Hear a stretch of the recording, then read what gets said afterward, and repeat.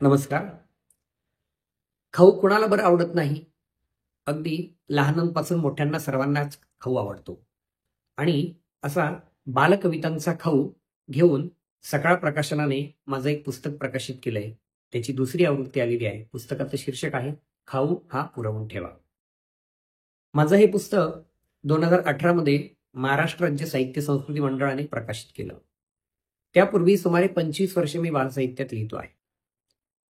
बालसाहित्यात लिहिण्याची उर्मी माझ्यात जी निर्माण झाली, ती मुळात माझ्या विद्यार्थ्यांच्यामुळे. मी सरस्वती भुवन शिक्षण संस्थेत शिक्षक आहे आणि सतत मुलं माझ्या अवतीभोवती असतात आणि माझ्या मनातही मुलं असतात. त्यामुळे मुलांसाठी काहीतरी करावं, दैनंदिन अध्यापनाच्या शिवाय वेगळं काहीतरी करावं याची मी वेगवेगळे प्रयोग सुद्धा करत असतो. त्यातलाच हा बालसाहित्य लेखन हा एक प्रयोग समजूया. मी गेली 25 वर्ष हे लिहितो आहे. या पुस्तकातल्या कविता किशोर, मुलांचं मासिक, ऋग्वेद अशा अनेक बालमासिकांमधून प्रसिद्ध झालेल्या आहेत आणि त्याचं हे पुस्तक आहे. या संग्रहामध्ये एकूण 65 बालकविता आहेत, ज्या मुंगीपासून तर हत्तीपर्यंतच्या वेगवेगळ्या विषयांवर आधारित आहेत.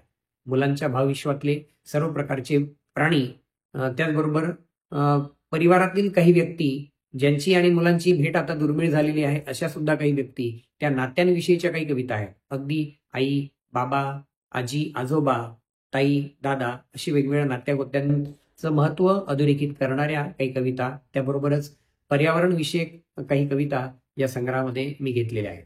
आणि एक शिक्षक असल्याने साहजिक आहे, विद्यार्थ्यांना काहीतरी संदेश दिला गेला पाहिजे आणि त्या दृष्टीने माझं हे लेखन असतं. त्यामुळे प्रत्येक कवितेमध्ये प्रत्यक्ष अप्रत्यक्षपणे एक संस्कार देण्याचा प्रयत्न केलेला आहे. संस्कारांची सध्या सगळीकडे वानवा आहे, आपण पाहतो आहोत.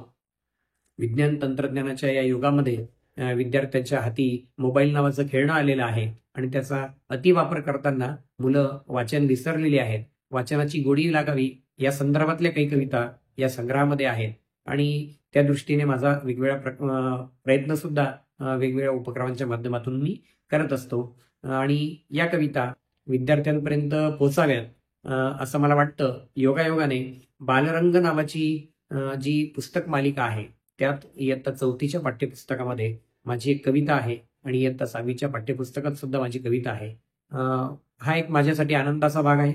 सुदैवाने अनेक साहित्य संमेलनांमध्ये सुद्धा मला कविता सादर करण्याची संधी मिळालेली आहे.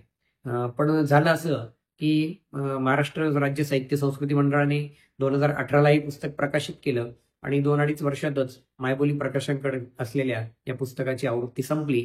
नंतर मात्र मी जेव्हा जेव्हा बालसाहित्याच्या कार्यक्रमांमध्ये किंवा कथाकथनाच्या, कविता सादरीकरणाच्या कार्यक्रमांच्या निमित्ताने वेगवेगळ्या शाळांमध्ये गेलो, तेव्हा तेव्हा मला पुस्तकाबद्दल विचारणा झाली आणि मग पुस्तकाच्या प्रती संपल्या हे सांगताना मला अवघडल्यासारखं होऊ लागलं.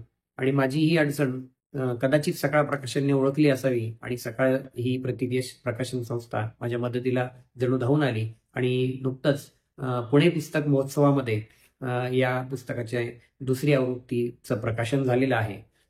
हे पुस्तक आपल्या सर्वांना निश्चितपणे आवडेल याची खात्री आहे.